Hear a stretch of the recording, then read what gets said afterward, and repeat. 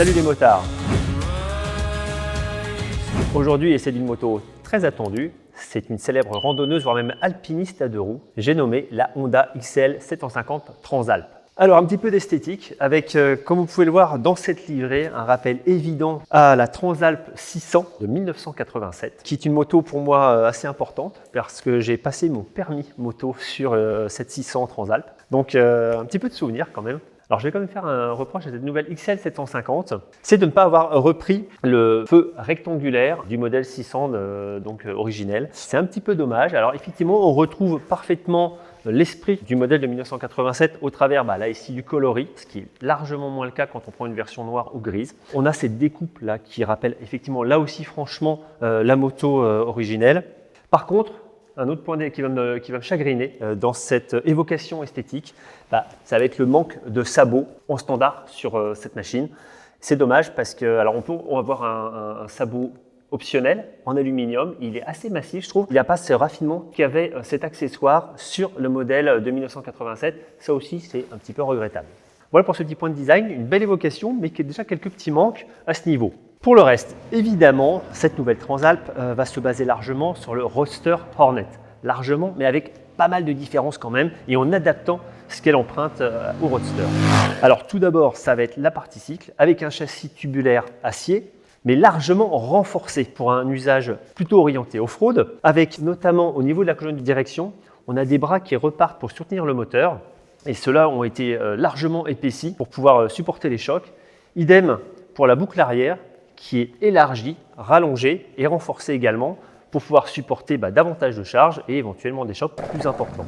Également, Honda va soigner la place passager, non seulement avec la largeur d'assise, l'accueil, mais aussi ces superbes poignées de maintien qui se joignent au porte-paquet. C'est tout aluminium, c'est solide, c'est massif. On sent vraiment une certaine qualité à ce niveau-là. D'ailleurs, l'ensemble de la machine paraît très qualitatif. On a pas mal de détails qui renforcent cette impression et qui expliquent d'ailleurs un certain tarif quand même comparé au Roadster. Également, il y a une prise de poids avec tous ces renforcements qui est tout à fait légitime. C'est 18 kg de plus par rapport au Roadster. On a 208 kg. Et finalement, quand on voit la moto, on comprend pourquoi. En revanche, pas de changement pour le moteur. On retrouve le twin parallèle calé à 270 degrés de 755 cm3 avec son Unicam, donc un seul arbre à cam pour emmener les 8 soupapes, un ensemble très compact.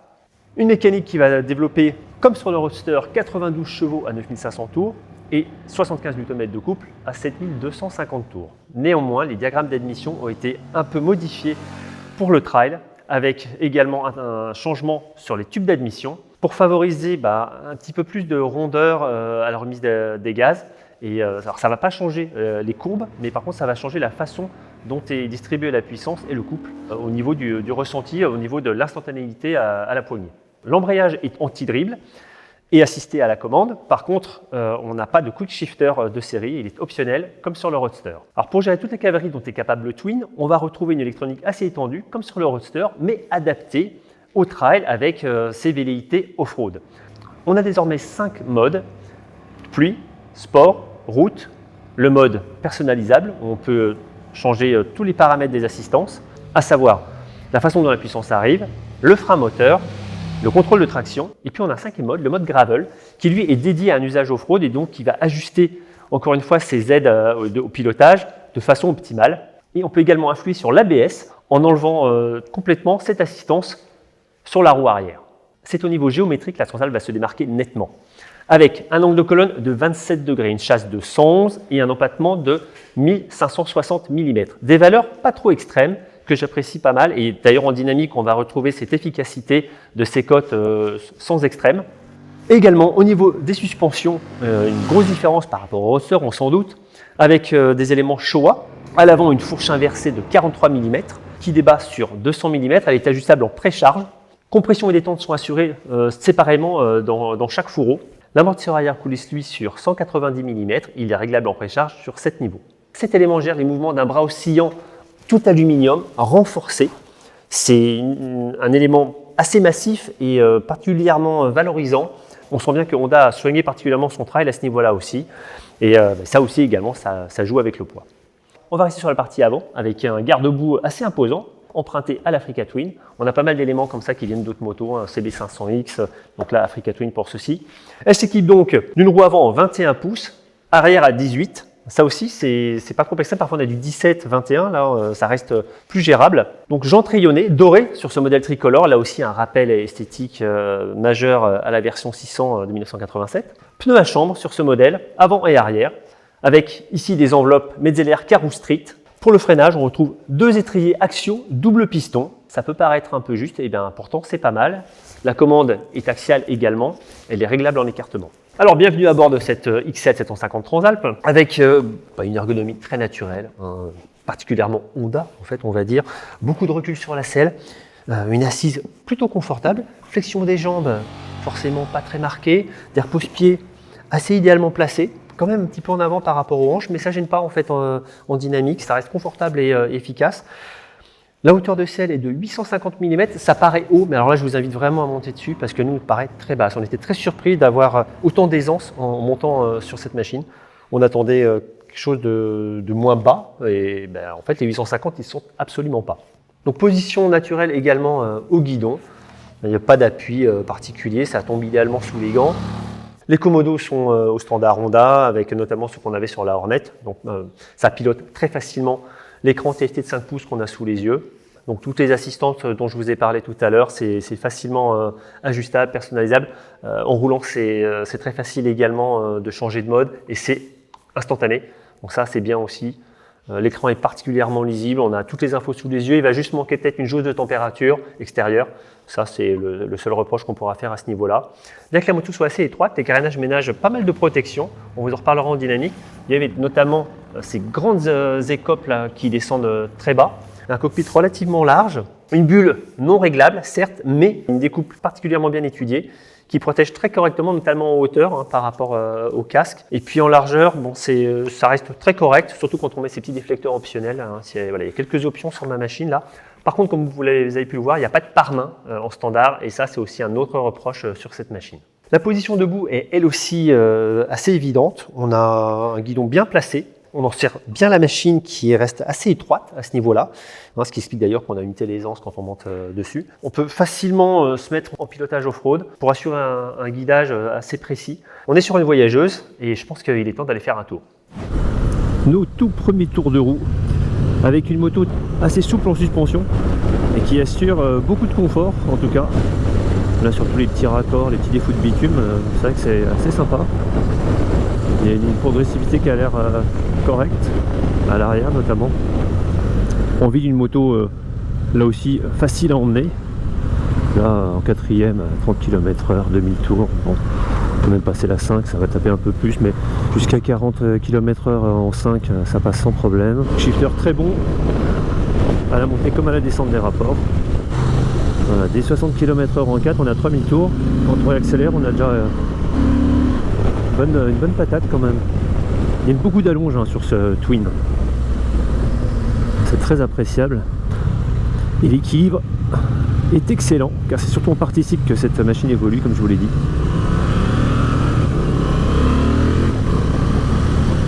Voilà, elle sonne aussi très bien, comme le Roadster. J'adore le son de ce Twin. Le travail sur l'échappement qu'a fait Honda est remarquable à ce niveau.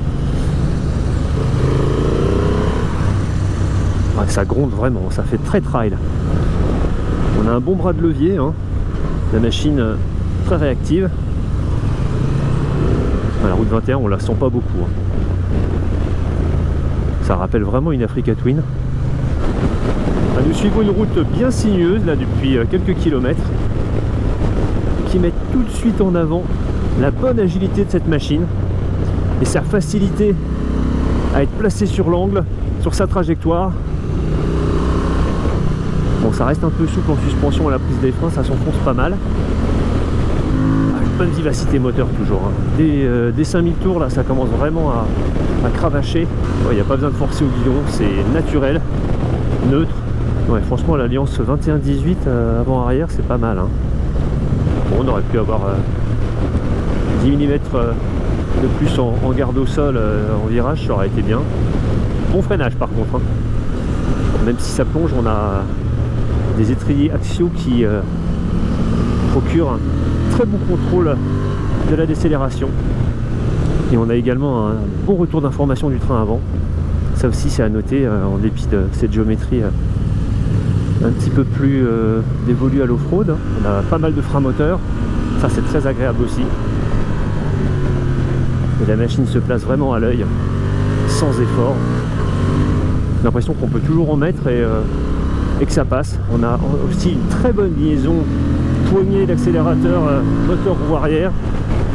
C'est exactement où on en est, il n'y a aucun à-coup sur l'angle, c'est bien appréciable. Bon, j'ai procédé à un petit réglage de la suspension de cette Transalp. Et bien il y a du mieux, hein. La fourche a été préchargée d'un cran supplémentaire. Donc on est passé à 8 sur les 15 disponibles. Et clairement, vous voyez là, je viens de faire un gros freinage, ça se tient beaucoup mieux. Bon bah c'est toujours bien de voir que on a des éléments sensibles à l'ajustement. Là on suit des Africa Twin pour nos ouvreurs et on n'a aucun souci à rester dans le rythme. Alors bien sûr à deux ce serait pas la même, hein. Également on n'a pas parlé du grip des pneus, les Mesler Karoo Street qui équipent nos Transalp, qui se révèlent particulièrement efficaces. Et la protection est plutôt bonne, à part au pied. Alors c'est peut-être mieux avec le sabot optionnel que je n'ai pas sur ma machine. Alors là je viens de prendre une Transalp sans déflecteur autour de la bulle ni autour du cockpit. Par contre elle est équipée de barres de protection et d'un sabot. Et ça protège un petit peu plus les pieds. Je sens qu'il y a un petit peu moins de courant d'air au niveau des bottes. Quand on est vraiment un peu plus rapide, on sent que la bulle, si elle avait 3 cm de plus, ce serait pas mal. Mais globalement, c'est très confortable quand même. Bon bah la protection clairement de la bulle est très correcte. Il n'y a pas forcément à passer par l'élément optionnel haut. En fait, ce qu'on va regretter, c'est l'absence d'un régulateur de vitesse qui aurait été pas mal. La machine reste très confortable et je trouve que le moteur reste assez bas dans les tours. On est à moins de 5000 révolutions à 130 km/h, 4008 tout à l'heure j'ai vu. On va vraiment une petite sortie sur autoroute pour voir ce que ça donnait. Et ben pareil là, très satisfait. Bon, maintenant Honda nous emmène dans une petite section off-road. On a paramétré les assistances. J'ai choisi le user mode plutôt que le gravel mode. Alors la pédale de frein, l'appui est assez sensible. Directement on a l'arrière qui se bloque. J'ai viré l'ABS arrière. Le contrôle du moteur est plutôt pas mal à la poignée. Ouais, ça dérive un peu.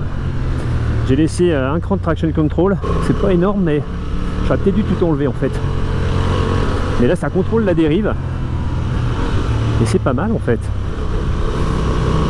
Ça évite de se faire surprendre parce que il y a quand même pas mal de watts. Toujours un bon toucher de frein avec l'avant, les étriers qui sont hautement modulables en termes d'action, et ça c'est plutôt pas mal. C'est très bien équilibré. Il n'y a pas rien qui embarque, pas de poids qui vous embarque sur le côté, bien que le réservoir soit assez haut perché encore au-dessus du Twin, mais là on a bien bossé sa partie cycle, hein, encore une fois. On aurait bien aimé un embrayage un petit peu moins loin, des gants aussi, c'est pas réglable en écartement le levier. Par contre avec cette moto j'ai des repose-pieds type off-road, donc on a très bonne accroche dessus. En tout cas la Transalp survole le terrain de ce type en tout cas.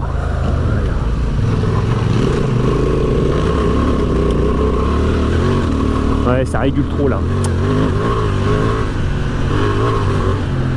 Par contre quand on est au-delà de 5-6 000 tours, ça patate, hein. Bon là j'ai désactivé le contrôle de traction.